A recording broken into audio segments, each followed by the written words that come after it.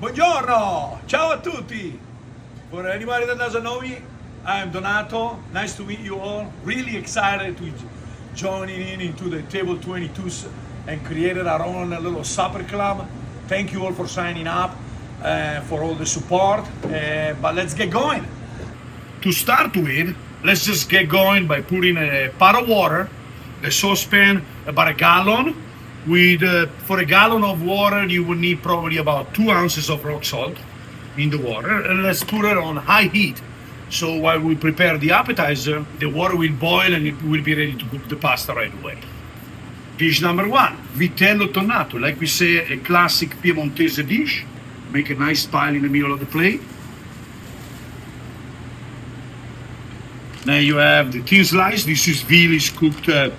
It's a vitellone, which is a veal that has grown a little bigger than your milk-fed veal, cooked at a low temperature, and then we chill it and slice it. So it's nice. It has to be nice and pink to be a perfect vitello tonnato.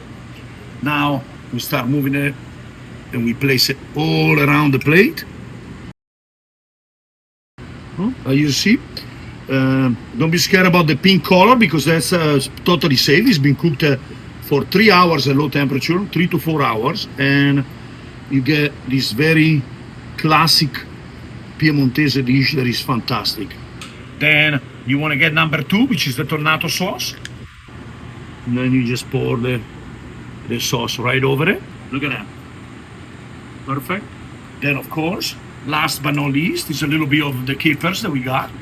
And just sprinkle it on. We already dressed them with a little olive oil. Okay. There we go. If you have a little nice olive oil, maybe you drizzle it right on top of the frisée a little and a little on the meat, just for fun. Then, if you like to put a little garnish, just slice a couple of slices of lemon, make a little cute little thing to put on top. And here we go. That's your vitello tonnato. Now we're making the tortelli di zucca, typical dish from the Pianura Padana. You will find them in Piacenza, Modena, Mantova, Bologna. Those are the ravioli that we talked. There's about 10 a piece. It's a nice large portion. The water, 1 gallon, 2 ounces salt, nice and boiling strong, and we just put the ravioli all in at the same time. Then we lower the heat, but keep it boiling strong. And then what you need 2 saute pans. One, the large one, we will put butter, the sage and the garlic. Now we have on the other pan, and we start melting it. Mind you, the ravioli, about approximately 3 minutes in the water should be enough.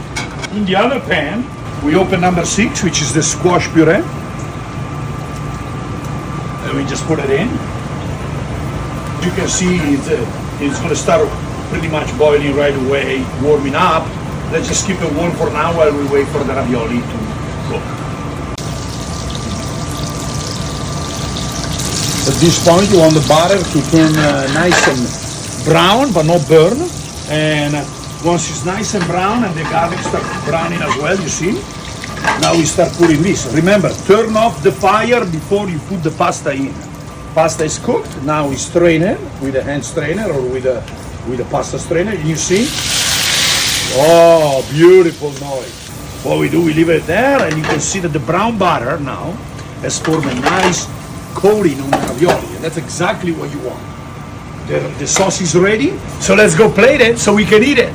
Here we are. Let's start plating our fabulous ravioli.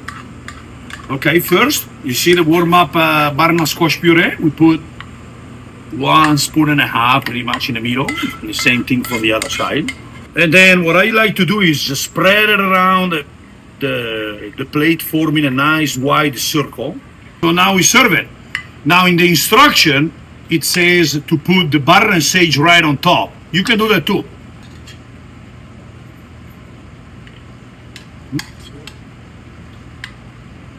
There you go. One.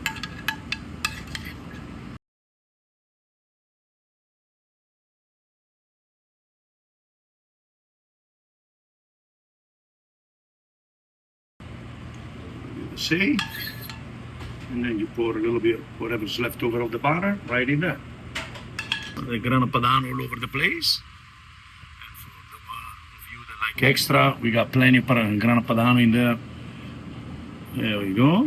Put a little bit of pumpkin seed. Those are already roasted and ready to eat. And then there you go. Buon appetito. Here's the gelo di fragole. We suggest to put it on the plate. We just made them fresh today, so I'm not gonna try to flip it out. But what you can also do, you serve it on a little plate with a ramekin, with a little napkin underneath, and then with the whipped cream, we put a nice dollop of whipped cream right on top. Just go like that. Powdered sugar. Here we go, the little dessert. You can also, with the present, the little meringue that are the present, you can open it. And it's on the plate, it's probably looking prettier, but on the cup, you can just scramble one of the meringue right on top. And maybe put one scotch. There we go. Happy Donato Supper Club. Thank you very much, everybody, for joining the Supper Club. One last note, and I'll let you go. For the people that pick the wine, your choice, we pick a nice Nebbiolo from Cavaliere Bartolomeo.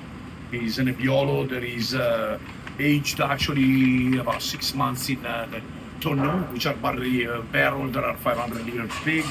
It's got some fresh, nice notes, some good tannin. Of course, it's Nebbiolo, and Salute is going to be really good with what you eat today. So with the veal and the squash. Next one, if you pick Alimentari, our little thing, we put a little nori in, and in your Alimentari you will find a selection of stuff that we pick for you. Everything can be purchased on our Donato online store. We put some spicy salt in there. Rosé vinegar, which is actually really good for salads. We put some candied mandarin that we did over the course of the year that are really, really good. We got you this pasta from the market, which is fantastic. It's one probably my favorite extruded pasta from Italy. Just incredible. Once you cook it, you see, and so that you can taste how good this pasta is, we also put a jar of puttanesca, all for you to enjoy in your Alimentari selection. And you can also purchase this and many other things on our online store, donatostore.com. And that's it. Grazie mille, buon appetito, and I look forward to see you next month with the next surprise dinner. Ciao a tutti!